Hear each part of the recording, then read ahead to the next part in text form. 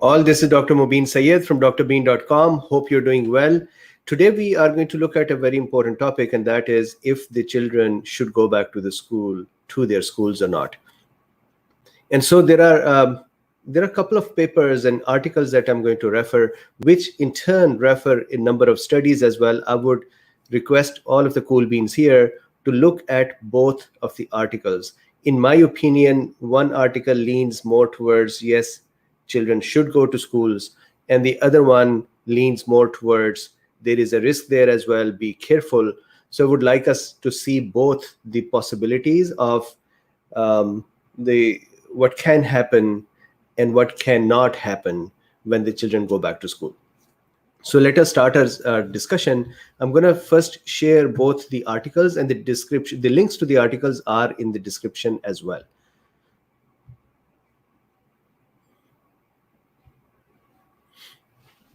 Welcome, everyone. Thank you very much for joining. So here are the two articles. One is here in the pediatrics, and this article is August 2020, so pretty recent, of course.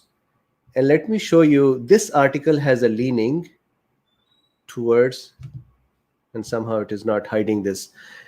This article has a leaning towards that, hey, it is okay for the children to go to school. And then here is another article in KFF, which has, in my opinion, a little more balanced view of saying that we are still not sure if it will be okay. So I'm going to discuss points from both of these articles and the studies that they have mentioned to bring us to a point where we can actually start thinking about it together as well. Before that, one more thing over here, and that is this is a graph that is on our data in world, or our world in data. And here they have given the case fatality rate by age. And if you see here, 0 to 9 years, South Korea, Spain, China, and Italy, 0%. 10 to 19 years, South Korea, 0%, Spain, 0%, China, 0.2%, Italy, 0%. Unfortunately, we do not have the US numbers here. But I was looking at the US numbers in New York and some other states, and we definitely have case fatality rates more than 0 in these states.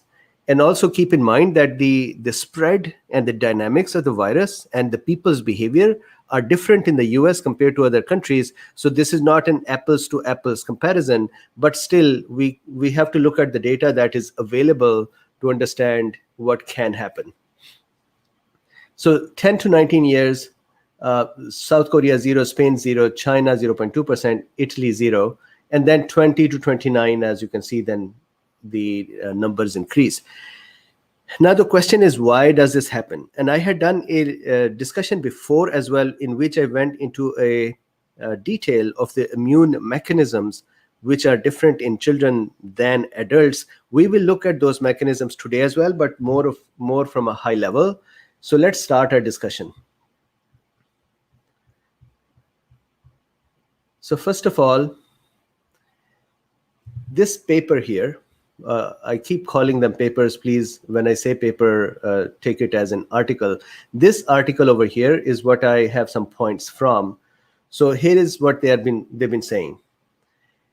The one surprising aspect of the pandemic is that the children appear to be infected by severe acute respiratory syndrome, coronavirus, the virus that causes COVID-19, far less frequently than adults. And then when infected, typically have milder symptoms. So that is a basic punchline. And then they have gone over various studies. I'm going to show you those data points here. So first of all, for the discussion, let's keep in mind that both of the articles and the studies, they have categorized children in 3 primary groups. One is the infants. Infants are typically said to be lesser than 1 year. Interestingly, infants actually can become more ill compared to other children. So that is one thing to keep in mind. Second is children that are between 1 to 10 years of age. These children that are between 1 to 10 years of age, they seem to have the least symptoms and have the least fatality rate.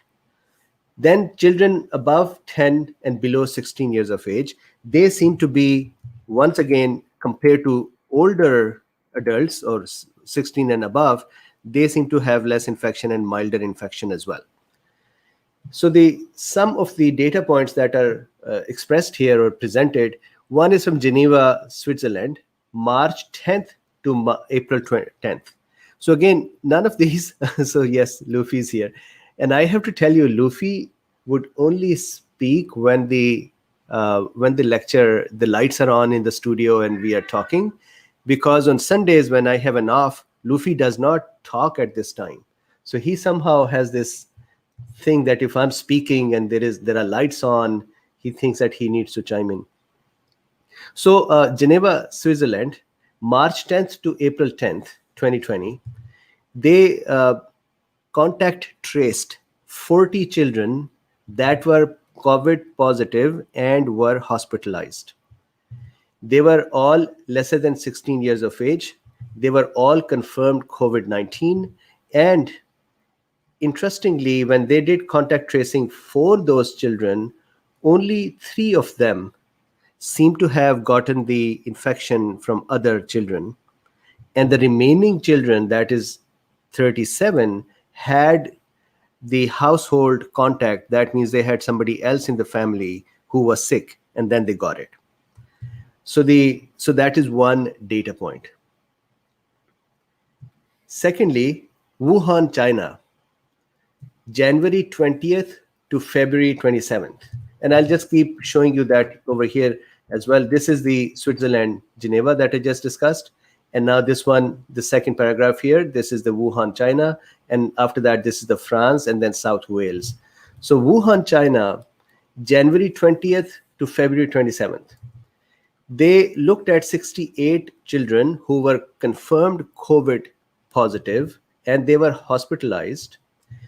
Out of these 68 children, 3 were suspected to be the index.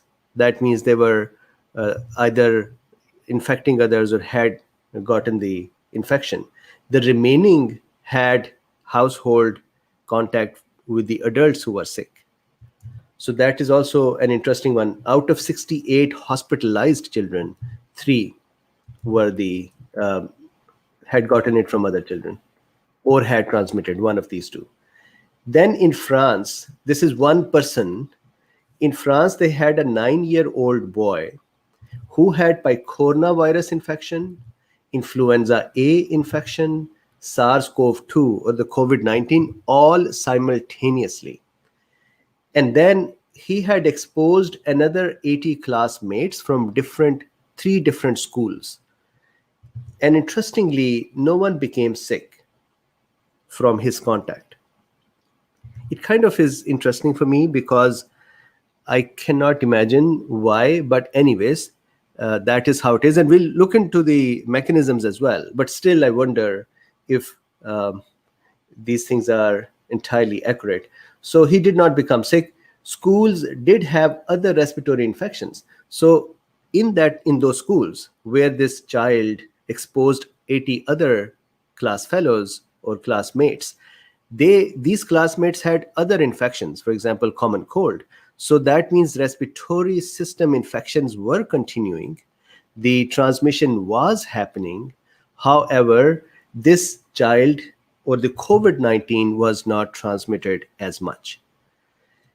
Then in New South Wales, Australia, they looked at COVID confirmed cases, 9 students and 9 staff members. So 9 adults and 9 students. These 18 people exposed 735 other students and 128 staff members. So pretty large number, almost 900 or 850 or more. And from their exposure, one student made 1 staff member sick, and another student was made sick who had come in contact with the 2 of the infected students. So once again, this is interesting for me because we are talking about 18 people, 9 adults, 9 children, And we are saying that out of the 900 or 850 people exposed, only 2 people were infected. So that is a very low rate of transmission. Remember, even if the R naught is 1, that would mean that every one person will infect another one person. So that would be at least 18 people. However, here their exposure was to these 850, and still only 2 members were, one staff member and one student became sick. So I'm kind of curious about this one. Then in Germany, there were 47 COVID-19 confirmed cases, children, and they observed that their nasopharyngeal viral load was similar to other adults. And so this is another point now.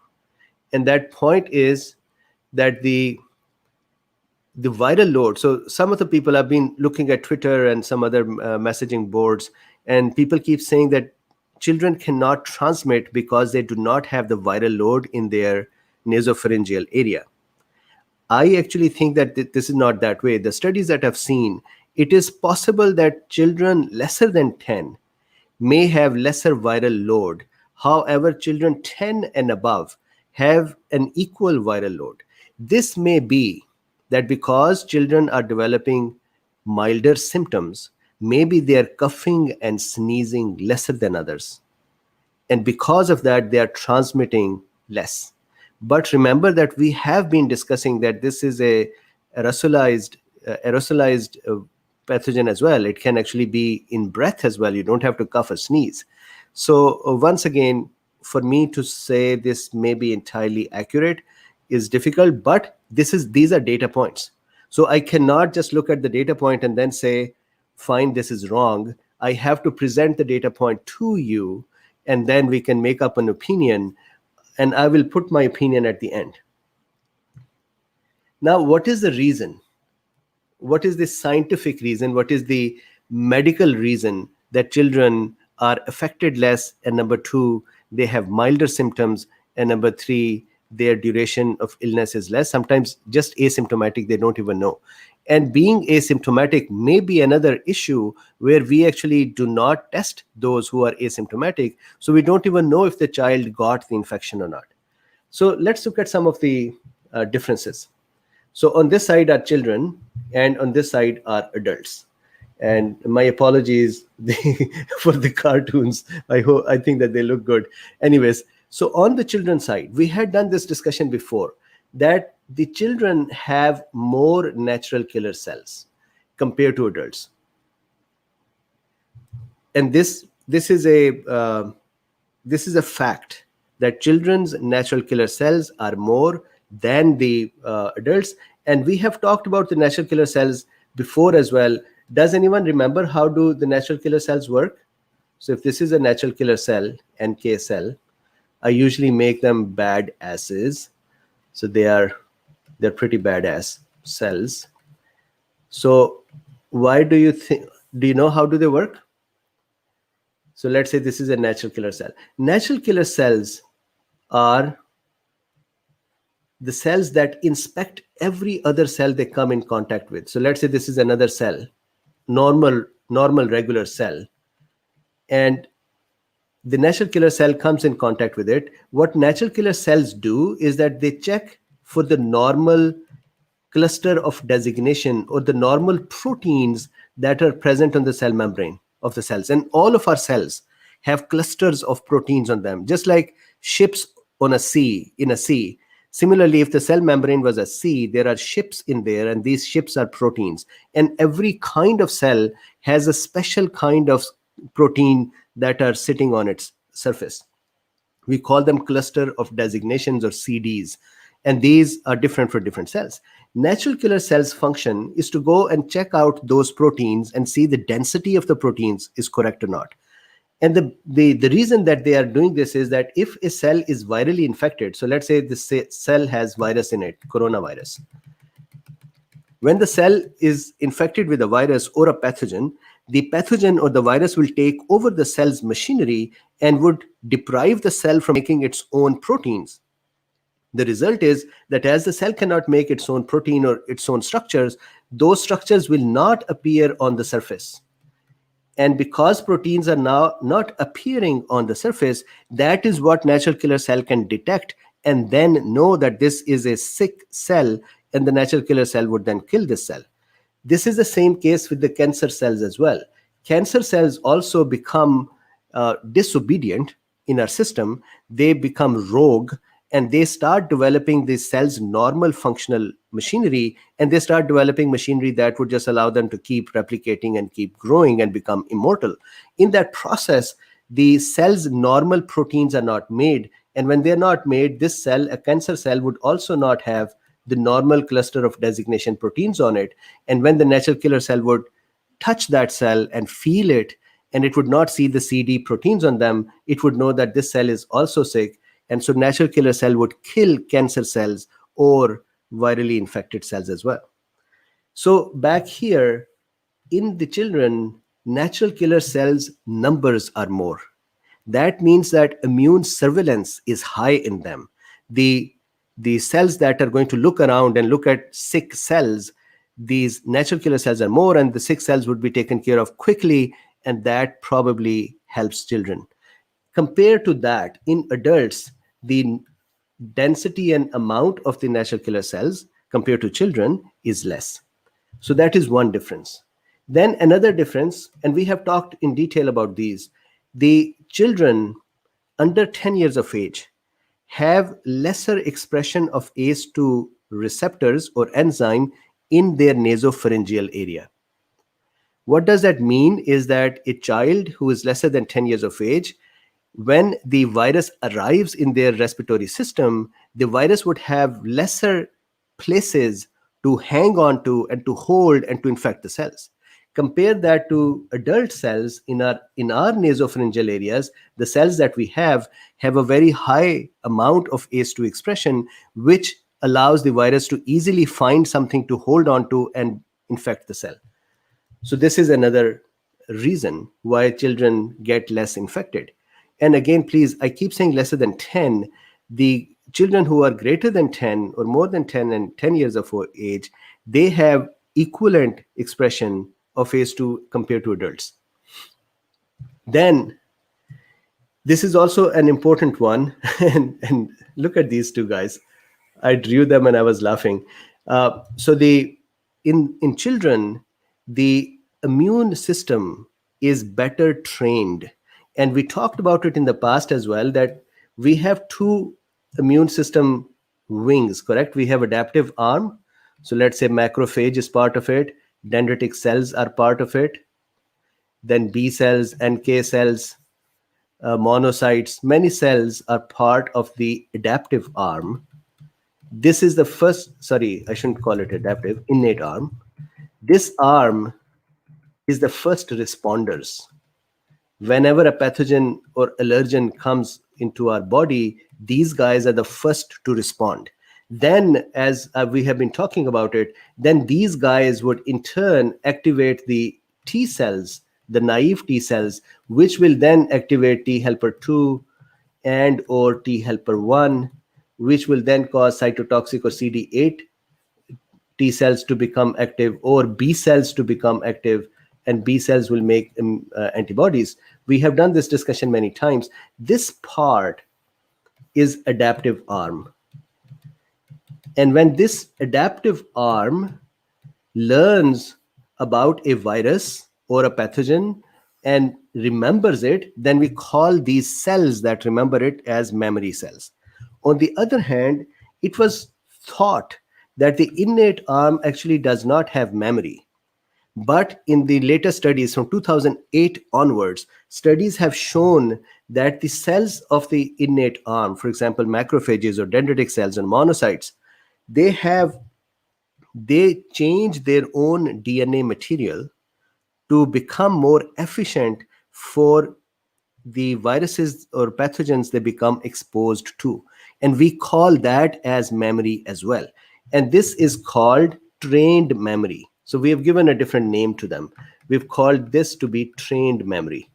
Trained memory is a property of the innate arm, and that is where the cells remember the pathogen they have worked with in the past, and they would react to that faster in the future. So we have simple memory on the adaptive arm side, and we have trained memory. Now, if I go back here, the children's innate arm has better trained memory. And the reason for that is that they are probably more exposed to infections, especially respiratory infections. And I think we can all vouch for that, that children develop cough and sneezing and respiratory infection commonly. And because of that, their cells are actually better trained to handle respiratory infections.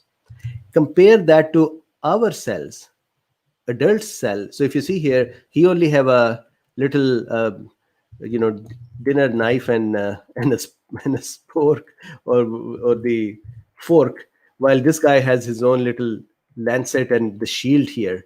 So the adult cells are less trained, especially the innate cells.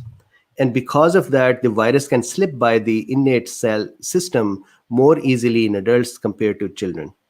To me, it seems like NK cells are part of innate. The macrophages and other cells are part of innate. To me, it seems like children's innate arm is much more stronger compared to adults, and that is how they can take care of the virus as soon as it enters their body. And better cross-reactivity. Cross-reactivity is that, let's say this is a macrophage, and this macrophage came across some other virus, flu virus, common cold virus. It would now know, because of the frequency of the infection in children, the macrophage would now have better reactivity towards other respiratory infections, including other coronaviruses. In the cases of adults, because we don't get that many respiratory infections, our innate arm doesn't have decent cross reactivity, that it has reacted against, let's say, one kind of a virus, and now it is all aware of the epitopes on that virus, and it can then look at the coronavirus and find similar epitopes and attack them. So because of that, our innate arm is less efficient. So if you look at all of these, other than the presence of more ACE2 in us, the remaining three things, less NK, less trained immunity, and less cross-reactivity, all are actually indicators of a less efficient innate arm, not the adaptive arm, but the innate arm. So it seems like children have better innate arm. Now, what does that then result in? So of course, if children have a better handle on the infection, that would mean they would develop less symptoms. That will mean they would have less cough and sneeze. That means they may be transmitting less.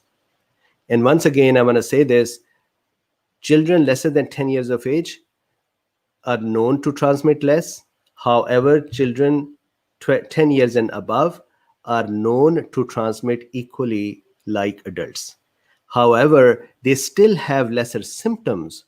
So maybe because of that, their transmission, the cough or sneeze is less. But when they cough, they would transmit as much as an adult would. Then this is also possible that children's activities are different compared to adults. And maybe that is another reason that they're mixing with the others is not the similar kind as that of adults. And maybe that is another reason that children become less infected. And children have less comorbidities as well. And because of less comorbidities, we are seeing, if you look at this case fatality rate here, as it goes higher in age, the basic problem is not the age itself. The basic problem is the presence of the comorbidities with the advancing age. Yes, it is true that with the advancing age, the immune system will become weaker. But in addition to that, the diabetes, obesity, hypertension, cancers, immunosuppressions, these are the cardiovascular issues. These are the kind of issues that are usually not present in children. And I had read a study that had shown that children who have similar comorbidities as adults, for example, if they have type 1 diabetes or if they have cardiovascular issues because of genetic issues, then their case fatality rate looks equal to the adults with the same comorbidities. Children do have one extra thing, and that is the Kawasaki disease. And we have talked about Kawasaki in the past as well. And that is the presence of the clots in the peripheral parts of the blood vessels, causing the toes and the fingertips to become blue and cyanosed and damaged. Continuing on. So all of these parts of the discussion that we just saw, this kind of tells us that, well, it seems like children may have less of a risk. But I want to, while I'm going to go through this the flip side, look, the child, my class fellow's child, he was 21. When he died of COVID-19, it became a very, very difficult situation. Even now, when I speak with them, his father still cries every time he talks with me. And I remember those days, I'm still doing lecture every day. And those days, it was very difficult for me to keep myself composed while I'm talking about it. A child's death is very, very serious. So even when we say statistically they are lesser at risk, there are less deaths in children, but there is no guarantee that whose child will die. And that whoever's child would die, that would be a serious situation. So I keep thinking in my own head, the pros and cons of sending children to school and then saying, okay, a 0.2% chance of death. That means out of 500 children, one will die, compared to, let's say, 3 or 4% chance of death in adults. Even then, it is a child's death. And that is a very serious case. It guts the parents forever. So here is the flip side. In Canada, Chile, France, and Israel, we heard that when they had reopened the schools, they did have outbreaks. So this is the flip side to this, that many of the countries have reported that they did not have outbreaks when they opened their schools. However, there are countries that have reported outbreaks. I remember we did a discussion about Israel as well, that when they had reopened the schools, there were, I think, 13.2% infection spread in high schools, and 16% of the staff became sick. And so they closed the schools and then they reopened with further care. But they very quickly closed the schools because the infection started spreading. So that is one, that there are countries that have expressed or said that there is reinfection or spread in children. Then in the US, so because I'm in the US, I wanted to talk about it as well, because we continue to talk about sending children to school nowadays. And I think children have started going back to school. In the US, the dynamics of the COVID-19 spread are very different from the rest of the world. We have the number of cases you can see are very high. The case fatality is very high. Hotspots have been moving from state to state. So the dynamics are different. These are not the same dynamics as in, let's say, South Korea or Israel or China. So we cannot take that data and kind of map it into US. We will have to figure out how does it go in the US. But US is different. Then, as I just said, a child's death is a terrible loss, and it is something that is very difficult to work with, to handle. Then most countries had schools closed, hence the dynamics are not proven. So one more thing that is important is that during the pandemic, schools were closed very frequently and very early.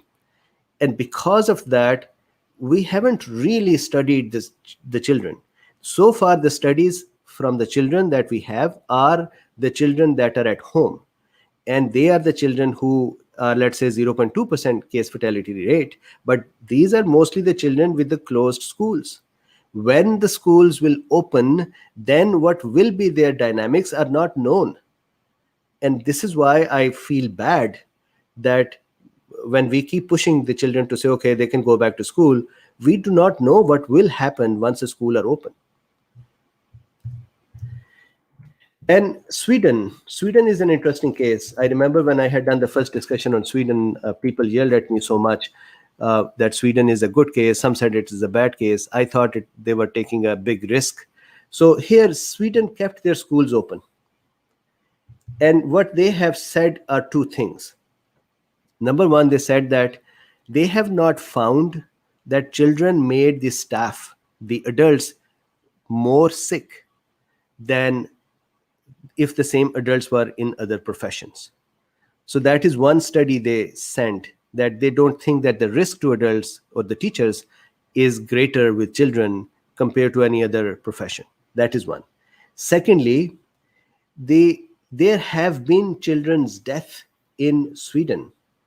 The only thing is they have not done enough contact tracing to be able to come back and say this child's death was because he became infected by another child, or he became infected at home, or he was infected by a teacher who was an adult. So they do not have that data, but there is a fatality of children in Sweden.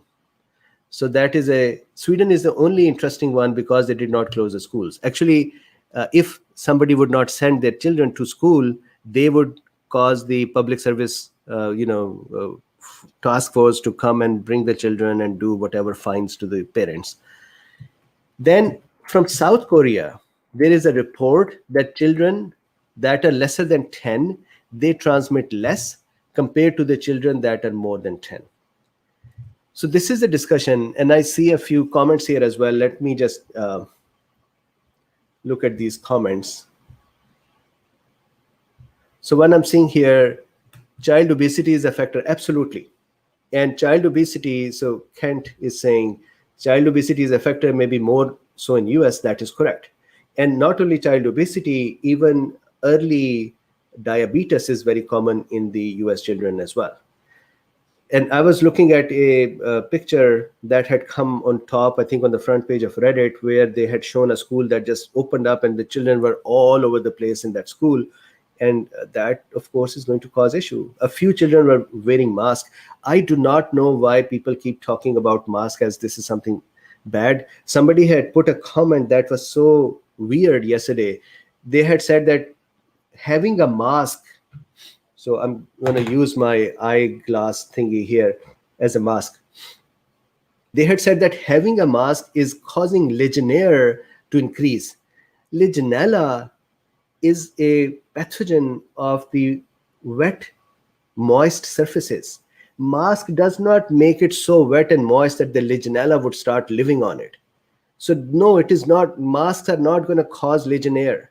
One. Secondly, somebody had sent me another comment that if you wear a mask, that is going to cause the carbon dioxide to be developing here, trapped here, and it would go back. Are you kidding me? This is the mask. When you exhale, you think that carbon dioxide is going to insufficient amount going to stay here. We take 500 milliliter of air in one breath. You think 500 milliliter is sitting here when I exhale? The carbon dioxide is just sitting here?